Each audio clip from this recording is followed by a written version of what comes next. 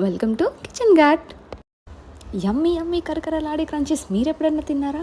అదేనండి ఆలూ క్రంచీస్. దీనికి just 2 potatoes ఉంటే చాలు.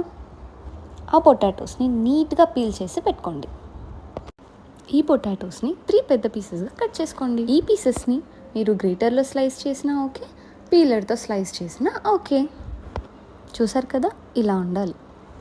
ఈ స్లైసెస్ని ఒక 5 minutes వాటర్లో నానబెట్టి ఏదైనా డ్రై క్లాత్ పైన కాసేపు ఆరనివ్వండి. ఇది ఆరేలోపు మసాలా రెడీ చేసుకుందాం. ఉప్పు, కారం, పసుపు, గరం మసాలా, జీలకర్ర పొడి, మిరియాల పొడి, ధనియాల పొడి, చాట్ మసాలా, అల్లం వెల్లుల్లి పేస్ట్, బియ్యం పిండి, బేసన్ అండ్ కార్న్ఫ్లోర్. ఇది బాగా మిక్స్ చేసుకోండి. కొన్ని వాటర్ పోసుకుంటూ ఆ మిక్చర్ని బాగా కలపండి. థిక్ పేస్ట్ అవ్వాలి అండ్ లంప్స్ రాకుండా చూసుకోండి. చూసారు కదా, ఇలా థిక్ పేస్ట్ అయితే ఆలూకి బాగా పడుతుంది. ఇప్పుడు ఈ థిక్ పేస్ట్ని ఆలూ స్లైసెస్లో వేసి బాగా కలపండి.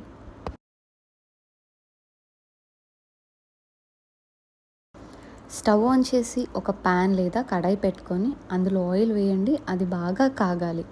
దట్టంగా మసాలా పట్టించిన ఆలూ స్లైసెస్ని వేడిగా కాగే నూనెలో వేయండి. అది మంచి గోల్డెన్ బ్రౌన్ కలర్ వచ్చేంత వరకు వేపుకోండి. నాకు తెలిసి వెజిటేరియన్స్కి ఆలు అంటే చికెన్తో సమానం. ఫ్రై అంటే లొట్టలు వేసుకుంటూ తినేసేయచ్చు. చూసారు కదా, ఎంత క్రిస్పీ ఉన్నాయి. ఇంకెందుకు లేటు.